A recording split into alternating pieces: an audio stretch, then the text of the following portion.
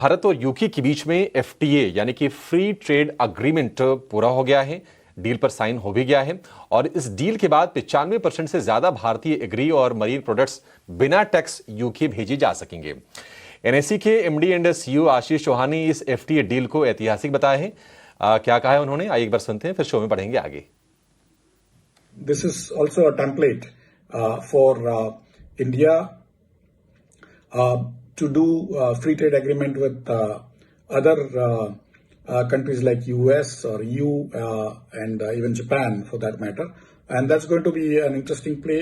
The other part is that the free trade agreement was being discussed for years. Many Indian companies set up shop in AI, in many other places or many other industries in UK.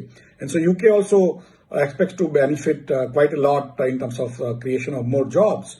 And naturally, India has also need for creating jobs and also increasing its exports to developed countries where the relation can be good. And India has become very good, not only in services, but now also high-tech exports like mobile phones and servers and other things. And now even chips are going to be exported. But overall, this is a win-win deal which has been signed.